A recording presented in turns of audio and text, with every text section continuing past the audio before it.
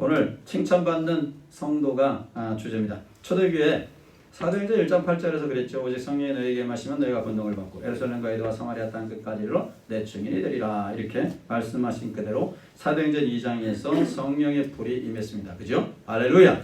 성령의 불이 초대교회 성도님들 위해 마가에다 앞방에서 기도했던 성도님들 위해 성령의 불이 확 임했습니다.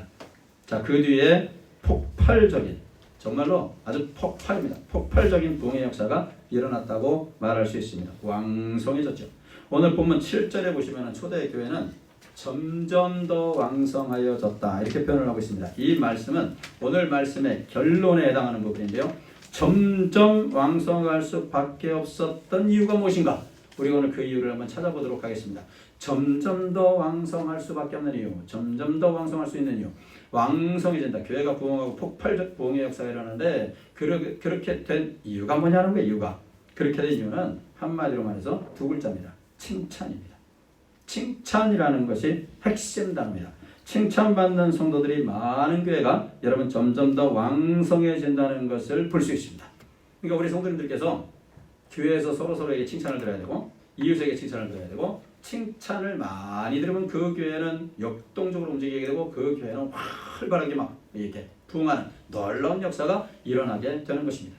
근데 이웃에 가가지고서 칭찬은커녕 맨날 저런 우리 집 옆에 누구누구도 아이고 저 집안 저 왼수 같은 집안 이상한가나 이 소리를 들어버리면은 이게 뭐 부흥에 완전히 찬물을 껴안게 되는 것이죠.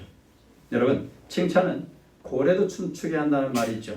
그런데 우리가 얼마나 이 칭찬에 인색한지 모릅니다. 지금도 보십시오. 칭찬거리 찾아보려니까 한마디도 못 찾잖아요. 5초면은 칭찬거리 무지하게 많이 찾을 수가 있는데 우리는 그동안 인색했기 때문에 칭찬을 할 수가 없습니다. 칭찬하는데 뭘 해야 될지를 모릅니다.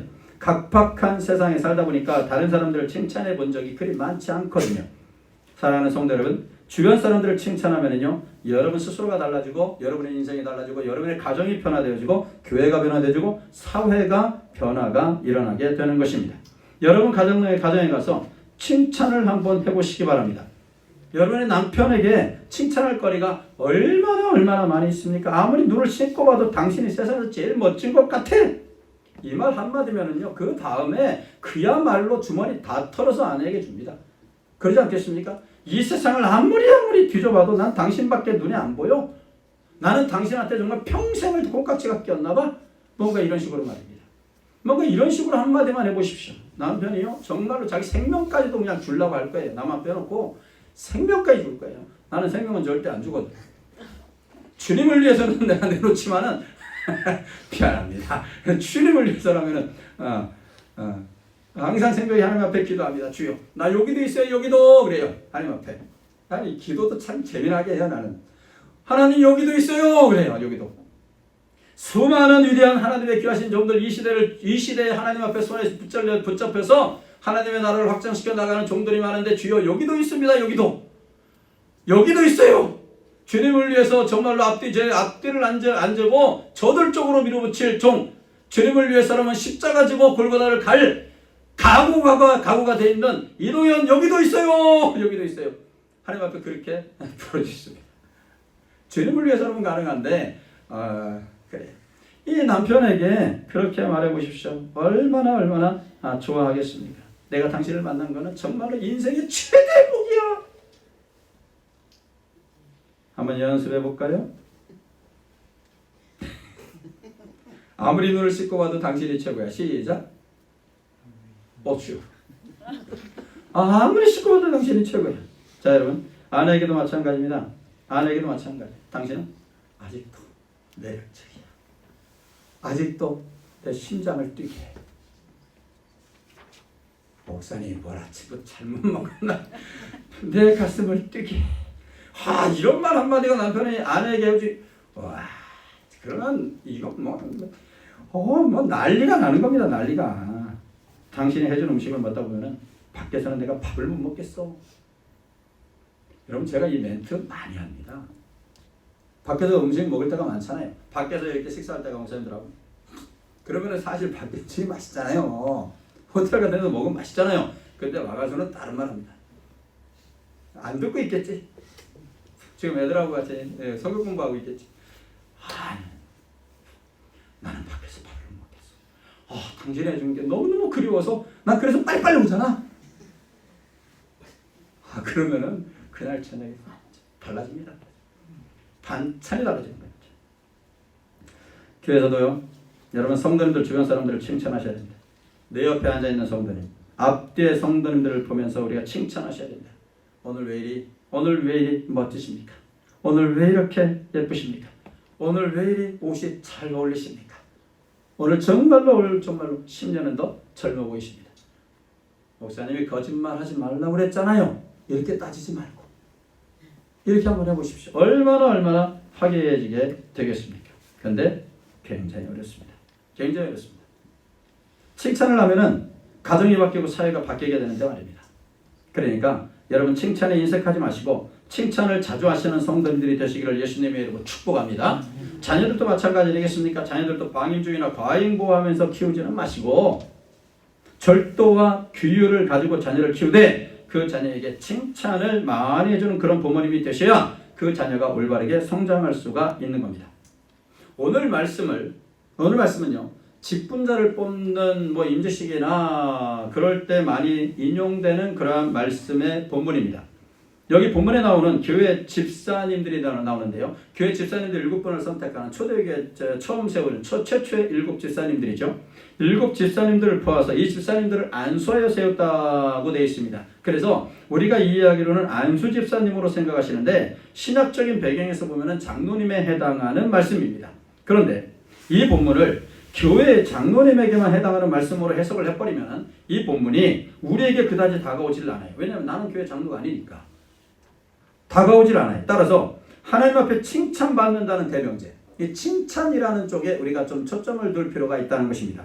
이 칭찬이라는 대명제 앞에 하나님께 칭찬받는 성도가 되어야 교회가 부흥되고 우리 인생이 하나님 앞에 쓰임받는 인생이 될 수 있다면 이 말씀은요, 교회 직분자들뿐만이 아니라 예수 그리스도를 믿고 하나님의 자녀가 된 모든 사람에게 해당하는 말씀이 되는 것입니다.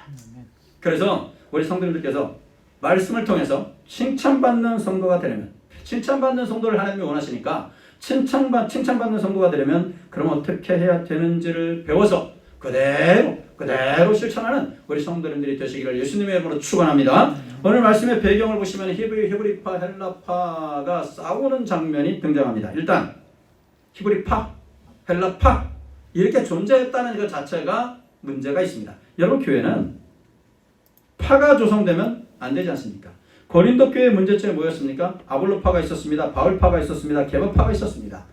파가 조성되었다라는 얘기예요. 이 말은 무슨 말인가요? 유유상종으로 끼리끼리 모인다 이 말입니다. 여러분 끼리끼리 모인다면 그 교회는 하나님 앞에 쓰임받기 굉장히 어렵습니다. 따라서 교회는 끼리끼리가 없어야 됩니다. 파가 없어야 한다는 말씀입니다. 유유상종으로 모이고 끼리끼리 모이는 것이 교회에서는 사라져야 됩니다.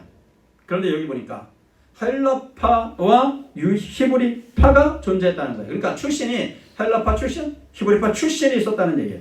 그런데 출신이 그렇다 해도 한 교회를 다니고 한 교회에서 한 공동체가 되었다면 한 가족이 된 거 아니겠습니까? 그럼 같이 어울려야 되는 거 아니에요.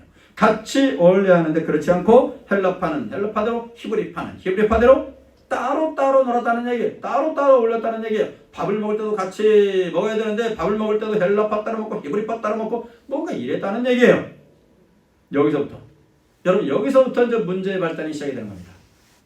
헬라파 출신의 홀로 된 여인들이 구제 사업에서 누락이 되어버렸어요.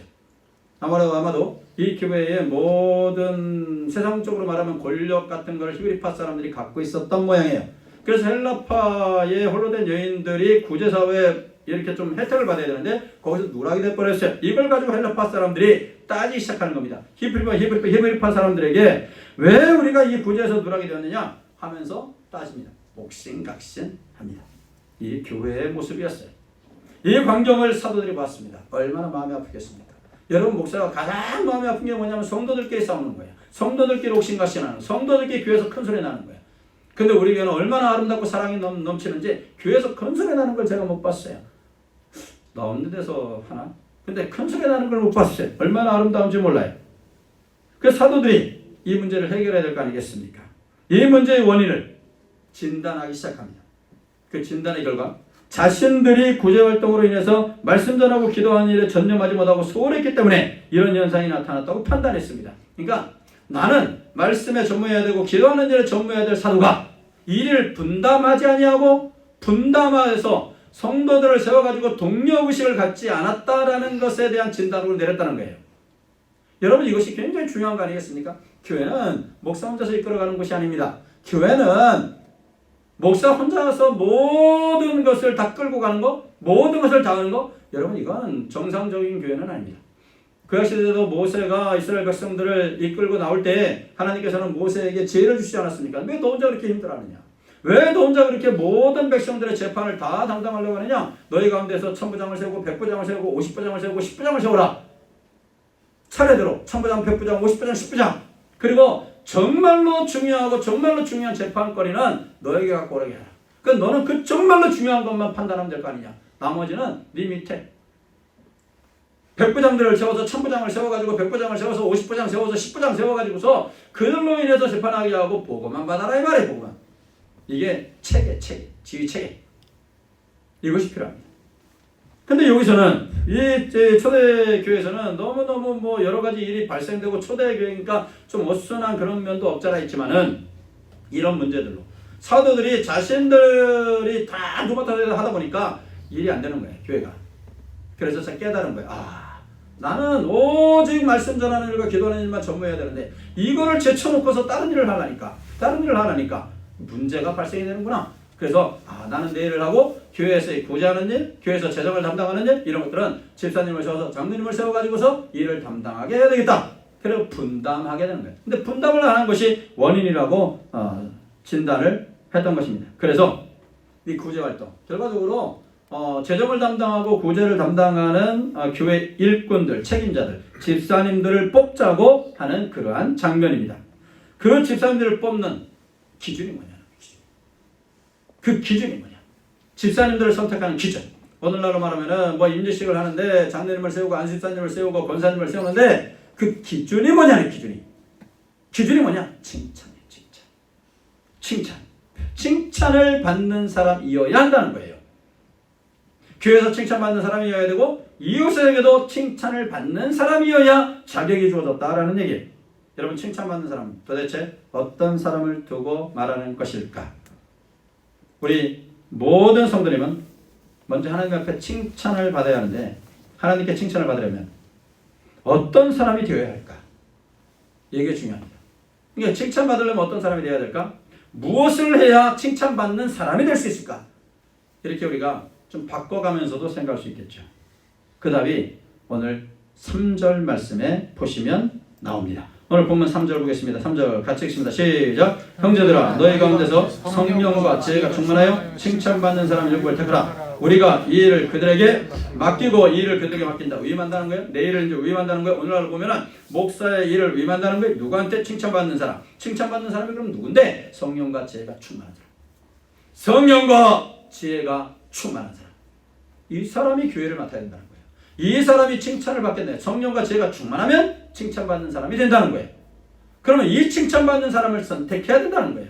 그 사람이 바로 오늘 등장하는 7명의 집사님이에요. 먼저 칭찬받는 사람은 성령과 지혜가 충만하다고 했는데 그러면 성령 충만하다는 것이 과연 무엇일까? 우리는 성령 충만해야 됩니다. 성령 충만해야 칭찬을 받을 수 있습니다. 그럼 성령 충만을 받아야 돼요. 그럼 내가 지금 성령 충만한 사람인지 어떤지 테스트하는 기준이 있을 거 아니겠습니까? 내가 성령 충만한 사람인가? 성령님이 우리 안에 계십니다. 우리 안에 성령님은 내재하십니다. 우리를 떠나지 않으십니다. 그러면 충만이라는 게 충만. 성령이 나의 생각과 말과 언어와 모든 사상을 다 지배하신다는 거예요. 완전히 장악하신다는 얘기죠. 충만한 성령으로 생각하고 성령으로 말하고 성령으로 행동한다는 얘기예요. 내가 성령 충만한 사람인지 만약 그렇지 못하다면은 지금부터라도 기도하는 가운데 성령 충만한 사람의 특징을 찾아내시면서 충만을 구해야 됩니다. 그리고 성령 충만한 삶을 사시면 되는 거예요. 그러면 우리는 칭찬받는 사람이 될 수 있습니다. 그러면 우리가 예루살렘 초대교회 그 성도님들을 전체적으로 사도행전 1장과 2장과 3장과 사도행전 전체적으로 쭉 보시면은 성령 충만한 성도들의 특징이 몇 가지로 나타나요. 몇 가지로 나타나는데 그걸 쪼여가지고서 성령 충만한 사람의 특징을 한 5가지로 저는 한번 정리를 해보았습니다. 성령 충만한 사람의 5가지 특징이 뭘까? 앞에 나와 있습니다. 성령 충만한 사람의 5가지 특징이에요. 성령 충만한 사람은 이런 특징들이 삶 속에서 나타난다는 얘기예요. 첫 번째로 보시면 찬양이 충만합니다. 찬양. 이게 성령 충만한 사람의 특징이에요. 이 찬양은 어떤 분은 말씀으로 전하는 말씀이다라고 말씀을 전하는 그 행위 그런 쪽으로 해석하는 분도 있는데 저는 그 말에 동의합니다.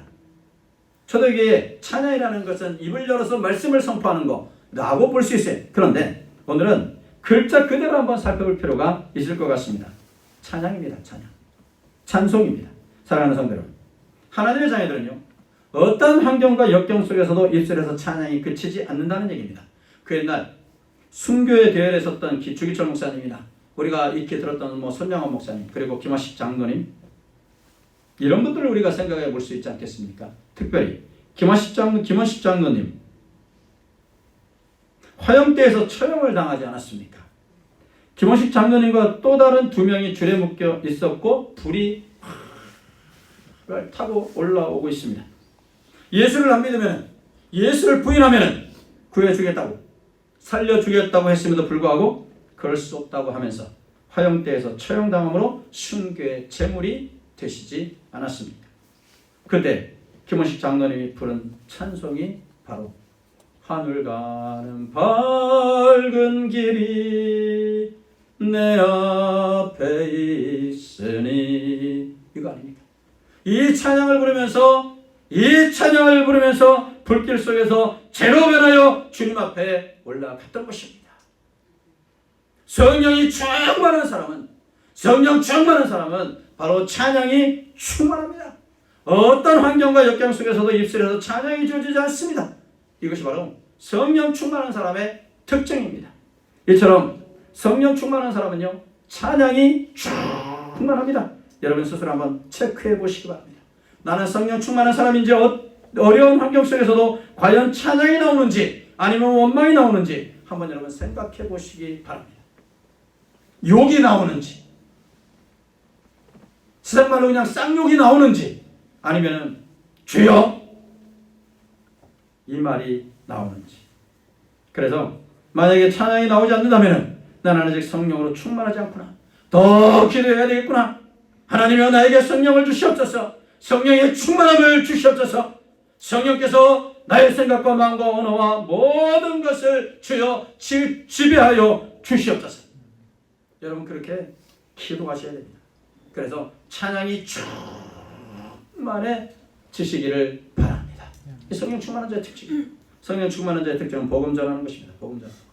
내가 복음을 전하면 성령 충만한 사람이 틀림이 없습니다. 성령 충만한 사람은요 복음 전하는 것이 특징적으로 나타나요. 여러분 초대교회 성도님들은 2그룹으로 나눠 있었죠. 한 그룹은 우리와 같은 대예배로 모입니다. 또 하는 그룹은 가정에서 모입니다. 우리로 따지면 구역입니다. 가정에서 돌아가면서 모여가지고 기도하고 흩어져서 뭐 했냐면 복음을 전했어요. 모여서 교제하고 모여서 기도하고 흩어지면 복음 전했어요. 여러분 이것이 초대교회의 모습이었습니다. 여러분 성령이 충만한 사람은 복음 전하기를 힘씁니다. 그런데 성령이 충만하지 않으면 내 입을 열어가지고 내 입을 열어서 예수 믿으세요, 교회 다니세요 이 말을 안 합니다. 아니 안 하는 게 아니라 못합니다. 성령이 충만하면 견딜 수가 없어서 복음을 전하게 되어 있습니다. 마치 예레미야 선지자가 복음을 전하지 말라는 협박과 압박을 속에서도 내가 복음을 전하지 않으면 답답하여 견딜 수가 없나이다. 이렇게 말하잖아요. 내가 입을 열어서 복음을 전하지 않으면 내 속에 막 불이 일어나서 답답해서 내가 견딜 수가 없나이다. 여러분 예레미야 선지자가 말한 겁니다.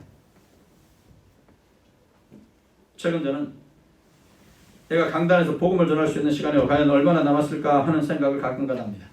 이런 생각이 들고 나니 복음 전할 수 있는 기회를 놓치지 말고 복음을 전해야 되겠다는 다짐을 또 하곤 합니다.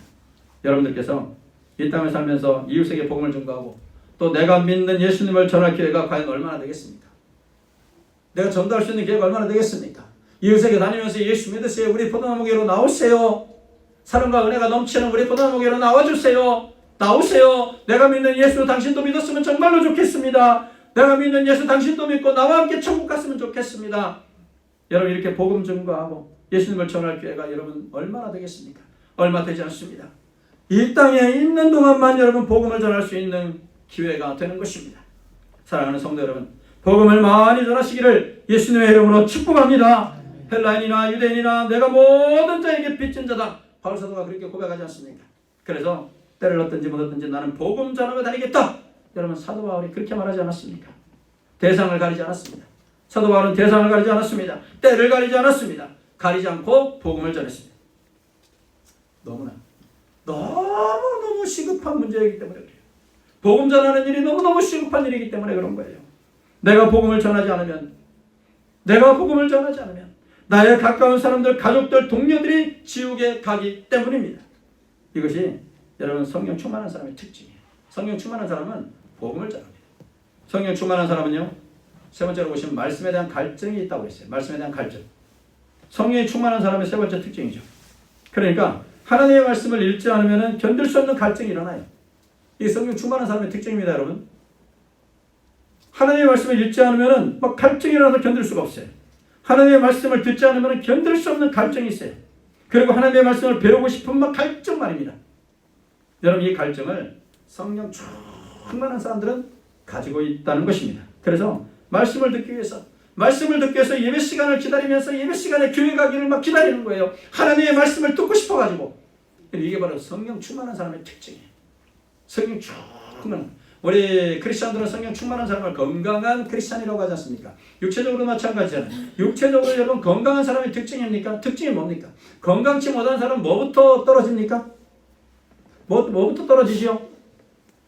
건강치 못한 사람들은 뭐부터 떨어져요? 각자 다른가 보다.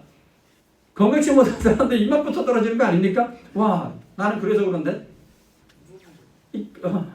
건강치 못한 사람 입맛부터, 그래요?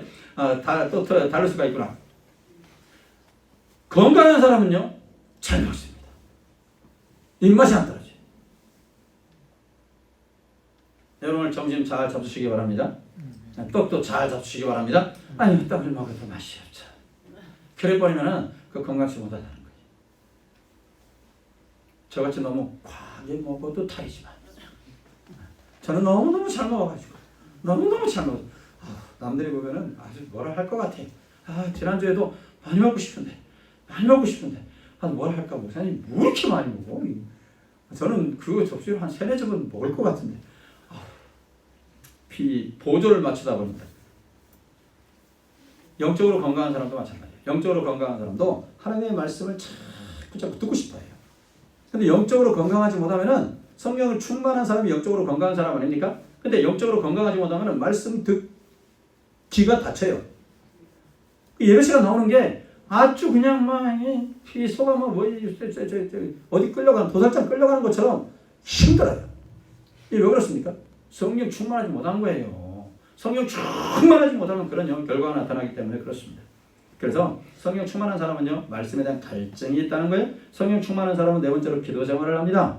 기도 생활이에요. 성령 충만한 사람은 기도의 삶을 산다는 거예요. 여러분 이 부분에서 정말 아쉬운 부분이 많이 있지 않습니까? 요즘 크리스찬들에게 기도가 얼마나 사라졌는지 몰라요. 얼마나 사라졌습니까? 과거 신앙의 선배님들에 비하면 기도 생활이 너무너무 적습니다. 사랑하시는 성도 여러분, 새벽 기도에 나오시길 바랍니다. 새벽에 일어나서 하나님 앞에 울부짖어 기도하시는 우리 성도님들이 되셨으면 너무너무 좋겠습니다. 새벽에 일어나 기도하는 성도를 하나님이 얼마나 사랑하시는지 몰라요. 여러분 새벽에 졸린 눈을 뜨고 졸린 눈을 비벼가면서 하나님 앞에 나와서 하나님과 독대하는 그 고요한 새벽 시간, 우리 하나님이 보시고 얼마나 예뻐하시고 얼마나 귀하게 여기시겠습니까? 과거에 우리 신앙의 선배들은 정말로 차리찬 마룻바닥에서 너무나 많이 듣던 얘기 아닙니까? 차리찬 마룻바닥에서 히타가 어디 있습니까?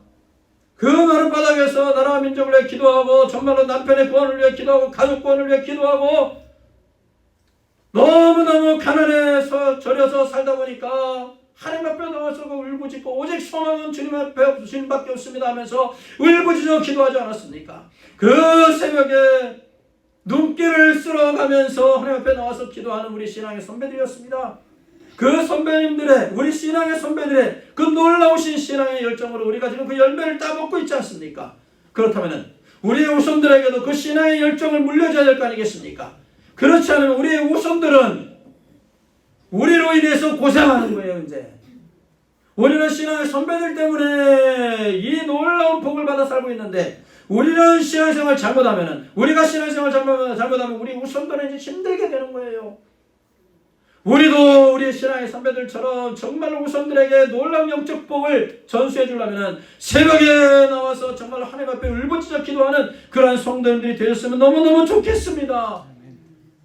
물론 새벽에 여러분의 신앙을 이렇게 판단하는 그런 기준은 될 수 없어요. 저는 그건 인정합니다. 그러나 우리 하나님께서요, 새벽에 나오는 성도님들 얼마나 귀하게 보시겠습니까? 얼마나 정말로 예뻐하시겠습니까? 그리고 우리의 바쁜 현실 생활 속에서 새벽에 기도하는 그 시간만큼 정말로 여유 있는 시간이 세상에 어디 있습니까? 새벽을 사모하는, 그래서 기도를 쉬는 그 죄를 범하지 않는 우리 성도님들이 되시기를 예수님의 이름으로 축복합니다. 정말로 성령 충만한 사람은요, 기도 생활을 게을리하지 않습니다. 성령 충만한 사람은 거룩한 교제를 힘쓴다고 성경은 말하고 있어요. 초대교회 성도님들이요, 얼마나 거룩한 교제를 힘썼는지 몰라요. 초대교회 성도님들의 교회 생활을 보여주는 사도행전 2장에 보시면은 성도님들은 자기 물건을 자기 것이라고 하지 않고 통용했다고 얘기했습니다. 여러분 절대 오해하시면 안 됩니다. 여러분 집에 있는 모든 것 다 교회로 갖고 오라는 그런 말 아닙니다. 그런 말 하면 저는 교주지요, 나쁜 놈이에요. 그거 아닙니다. 그거 절대 아닙니다. 이 말은 무슨 말이냐면은, 집에서 맛있는 거 먹으면은 하나 더 사서 이번 주에 우리 성도님들에게 함께 나눠야겠다, 우리 구역의 식구들과 함께 나눠야겠다, 여러분 이런 아름다운 마음을 가지시면 그게 바로 거룩한 교제를 힘쓰는 겁니다. 할렐루야. 그러면 되는 거예요. 어렵게 생각하시면 안 됩니다. 거룩한 교제에 힘써야 됩니다. 성도님들은요, 거룩한 말만 또 하셔야 됩니다. 이것도 거룩한 교제의 일환이죠. 세상적인 언어를 교회에서 사용하면 안 됩니다. 세상에서는 사용이 됩니까? 안 됩니다. 세상적인 언어를 사용하면 안 됩니다. 세상에서 놀던 습관을 가지고 있으면 안 됩니다. 성도님들끼리 만나서는 거룩한 교제를 해야 됩니다. 세상 사람들에게도 거룩한 모습을 보여야 됩니다. 언어 생활도 마찬가지죠. 성도님들끼리 성경적인 언어 생활을 하셔야 됩니다. 거룩한 교제가 없는 교회는 교회를 할 수 없습니다. 거룩한 교제, 거룩한 생활을 하지 못하면요, 성도를 할 수가 없는 거예요. 그래서 우리가 교제도 거룩한 교제하는 거예요. 성도님들끼리 모여서 거룩하고, 성도님들 모여서 거룩한 교제, 말 한마디 한마디라도 거룩한 게, 이렇게 해야 됩니다. 성경적으로 대화를 하고 성경적으로 얘기를 하고 해야 됩니다. 교회 와가지고서 세상에 주식 얘기하고, 교회 와가지고 세상에 싸움 얘기하고, 이거 아닙니다.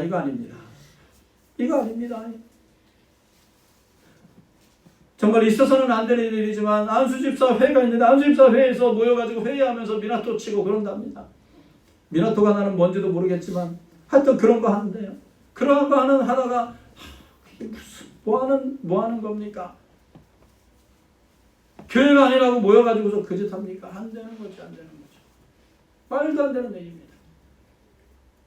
물론 우리나라 아니고 저기 외국에 있는 나라예요. 그렇게 넘어가야지 뭐. 저기 멀리 외국에 있는 나라. 우리나라 아니고. 칭찬받는 사람은요, 바로 성령 충만한 사람입니다. 성령 충만한 사람에 대해서 5가지 말씀을 드렸습니다. 나는 성령 충만하지 않구나. 실망할 필요 없어요. 전혀 없어요. 하나님 앞에 성령 충만 구하면 됩니다. 성령 충만 주시옵소서 그러면은요, 요엘서에 가르쳐 주신 대로 성령 충만을 구하면 내가 부어 주리라 말씀을 하셨어요. 구하시면 됩니다. 칭찬받는 사람, 성령 충만한 사람. 그럼 칭찬받는 사람 누구냐? 지혜가 충만해야 된다고 말하고 있어요. 지혜가 충만해야 됩니다. 칭찬받는 성도는 지혜가 충만합니다. 여기서 여러분 지혜 잘 우리가 좀 이해를 하셔야 되는데, 지식과 지혜는 우리가 다르다고 충분히 알고 계실 것입니다. 지식은 사람이 많은 책을 보고 연구해서 쌓아 올린 것이라고 했어요. 거기서도 우리가 지혜롭게 살아갈 수 있는 방법을 체득할 수가 있어요. 많이 책을 보면은 세상을 보는 견문이 넓어지고 또 이해력도 폭이 넓어지고 또 상황 대처하는 능력도 물론 있습니다. 근데 여기서 말하는 이 지혜, 여기서 말하는 이 지혜는 하나님이 주시는 걸 말합니다. 하나님이 주신 것. 하나님 중심적 생각이라고 해석하시면 되는 것입니다. 뭐든지 하나님 중심으로 생각하는 그 자체가 지혜예요. 지혜로운 삶이 뭐냐? 삶의 현장에서 나타나는 여러 가지 상황들과 전개되는 모든 것들을 하나님 중심적으로 생각하는 것이 바로 지혜예요. 지혜. 이것을 우리 크리스천들은 단순하게 생각하시면 안 됩니다. 사회생활을 하면서, 가정생활을 하면서 부딪히게 되는 여러 가지 일들을 하나님 중심적으로 생각하라 이 말씀입니다. 이게 바로 지혜 있는 자의 모습입니다. 이런 사람을 칭찬한다는 거예요. 이런 사람이 칭찬을 받는다는 얘기예요. 그런데 하나님 중심적으로 생각하지 않으면 하나님이 주신 사인도 여러분 읽지를 못한다는 걸 여러분 아셔야 됩니다. 지혜로운 사람, 하나님이 주시는 지혜를 가지고 있는 사람은요, 하나님 중심적으로 생각하는 사람은 하나님이 주신 사인을 읽을 줄을 압니다. 내가 잘못된 길로 가면 하나님께서 어느 날 나에게 문제를 일으키게 합니다. 사고가 나게 하든지 문제가 발생이 됩니다. 그러면 하나님 중심적으로 생각하는 사람은 하나님이 주시는 사인을 읽게 되는 거예요. 그 하나님이 주시는 사인을 볼 줄 압니다. 그런데 하나님 중심적으로 생각하지 않는 사람들은 하나님이 주신 사인인데도 불구하고 사인조차도 읽지를 못하는 거예요. 더 큰 문제를 만나게 되는 거예요. 도대체 뭐야? 재수가 없으려니까 이렇게 그냥 넘어가 버려요. 하나님 중심적으로 생각하는 사람들은요, 사인을 볼 줄 아는데 바로 이게 지혜라는 것입니다. 이게 지혜입니다. 그래서 우리는 하나님 앞에 지혜를 구해야 돼요. 하나님의 내가 하나님 중심적으로 생각할 수 있는 머리를 주시옵소서. 하나님 중심적으로 생각할 수 있는 이성의 힘을 주시옵소서. 하나님 중심적으로 생각할 수 있는 눈을 주시옵소서. 그러면 지혜로운 사람이 지혜로운 삶이라고 볼 수가 있는 거예요. 이런 사람이 칭찬받는 성도라 볼 수 있습니다. 세 번째는 마지막으로 보시면요, 칭찬받는 성도는 누구냐? 사도들의 협조자가 칭찬을 받게 됩니다. 칭찬받는 성도는 사도들의 직무에 전적으로 동의하는 사람들이라고 오늘 성경은 우리를 통해서 우리에게 가르쳐 줍니다. 사도들이 여러분 이 문제를 어떻게 해결했습니까? 집사님들을 세우면서 이렇게 말을 하는 것이죠. 너희는 이제부터 구제활동을 감당해라. 그러면 나는 오직 말씀 전하는 일과 기도하는 일에 힘쓰겠노라 말했습니다. 말씀 전하고 기도하는 일에 전념하겠다라는 얘기죠. 이 말을 듣고 교회 성도들은 동의했습니다. 동의하고 사도들이 말씀과 기도에 전념하도록 협조자가 되겠다고 합니다. 그러니까 사도들이 나는 말씀 전하는 일과 기도하는 일에 전념하겠다. 그 결심을 할 수 있는 거 아닙니까? 성도들이 아니죠 사도님들 그러면 안 되죠. 베드로 사도님 그거 안 되죠. 당신의 일인데 다 당신이 해야죠. 여러분 이렇게 하면 문제가 발생이 되는 거예요. 그런데 모든 성도들은 동의했습니다.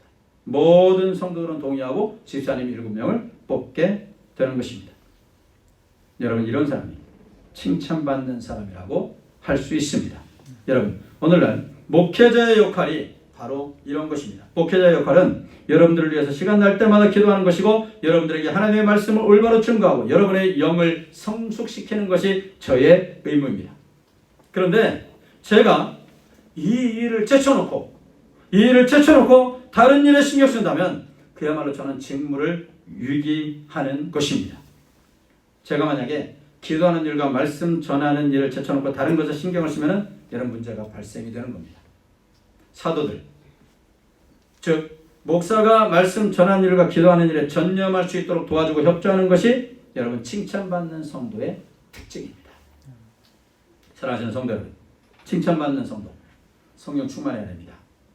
성령 충만한 사람의 5가지 특징을 말씀드렸고요. 또한 칭찬받는 성도는 지혜가 충만합니다. 지혜는 하나님 중심적으로 생각하는 것이 지혜입니다. 세 번째는 사도들이 말씀 전하는 일과 기도하는 일에 전념할 수 있도록 옆에서 협조하고 도와주는 성도, 이런 성도를 칭찬받는 성도라고 할 수 있습니다. 그 결과가 어떻게 되겠습니까? 이렇게 칭찬받는 성도가 많아지면 여러분 교회는 어떻게 될까요? 왕성입니다. 할렐루야! 점점 왕성해집니다. 오늘 7절 말씀을 우리 같이 한번 읽어보도록 하겠습니다. 오늘 말씀 7절입니다. 같이 읽습니다. 시작. 하나님의 말씀이 점점 왕성하여 예루살렘에 있는 전체자의 수가 점점 더 심히 많아지고 허다한 제사장의 무리도 이로에 복종하니라. 하나님의 말씀이 점점 왕성하여 예루살렘에 있는 제자의 수가 더 심히 많아졌다고 오늘 성경은 말하고 있습니다. 사랑하는 성도 여러분, 칭찬받는 성도가 되셔서 우리 포도나무 교회가 점점 왕성해지고 여러분의 가정도 점점 왕성해지는 놀라운 하나님의 은혜가 있기를 예수님의 이름으로 축복합니다.